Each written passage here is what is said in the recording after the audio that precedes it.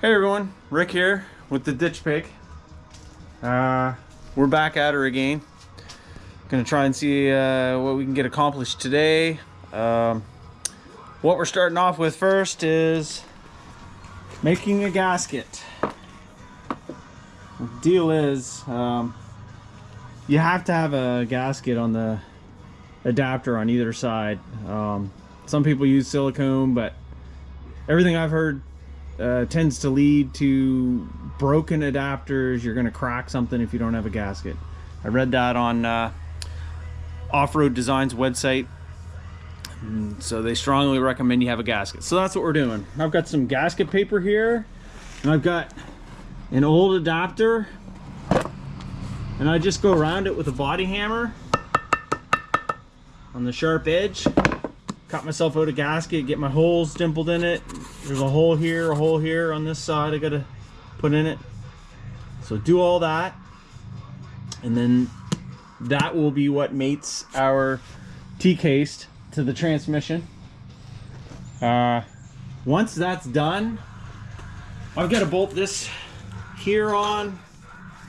I'm gonna use this gasket again. I made this one. It's covered in silicone, helps it last a little better. Makes it stick a little better. So once that's done, this is ready to go in. So I gotta gear up my jack and boards and all that, because I'm on a hill in my driveway on gravel, so I gotta make it as easy as possible for me, considering. Get the tranny in, bolt it up, and then lift the T-case up and bolt it up. So that's where we're at for today. I'll show some of the steps along the way, and hopefully we can get majority of it, if not all of it, done. Okay, so gasket's done. Punched out pretty nicely. Typically what I do is I'll spray some of this stuff on it. That just allows it to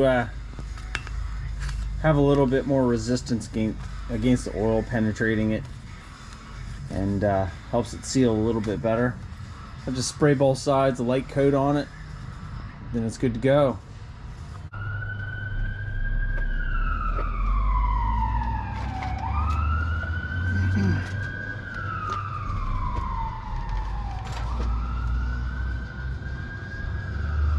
Well, I spared you guys the embarrassment, and myself also, of showing you how I got this thing up onto here. Kind of looked like the transmission and I were having an intimate encounter, because there was some grunting and grabbing going on, but I got it up there. This thing's soggy, but now it's time to let the jack do the work.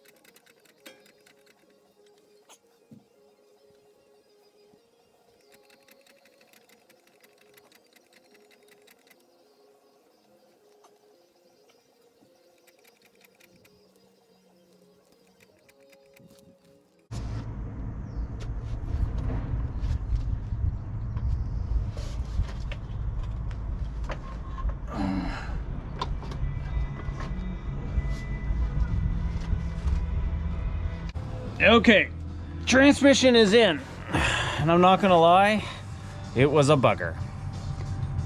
So I got it up in place, no time at all. Jack worked great, up she went.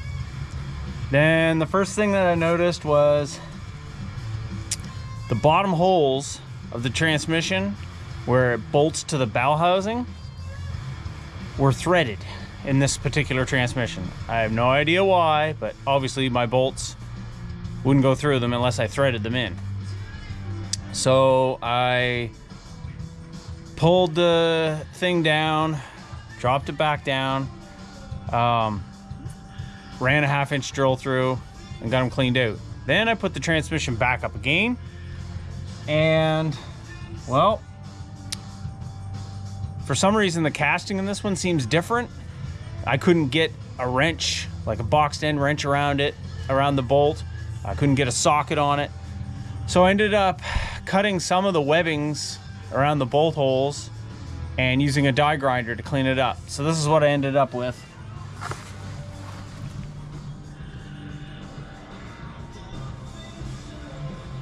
I had to do that on both sides and the bottom. I don't know what the deal was, but anyway, it's in there. It's good to go. The clutch works, it shifts gears. So now I just gotta pull this thing up onto this, raise it up and hook it on. But that'll be for another day. So yeah, that'll be the next step. Okay, so I lied. Same day. I got it up in there. I've just got 3 bolts in it, but everything slid together pretty good, so I just want to get it up there. It's supposed to rain tonight, so I wanted it up off the ground. Not that it really matters, but I just figured if I could get it up there, get it in place. Like I say, I got 2 at the top, 1 at the bottom in it, so that'll work out pretty good for holding it in place. Next day off, I'll button it up, put the shifters back in, mount it to the frame, dry shafts, 3 liters of fluid in this, 3 liters of fluid in that, 80-90 weight, and I'll call it good. See you then.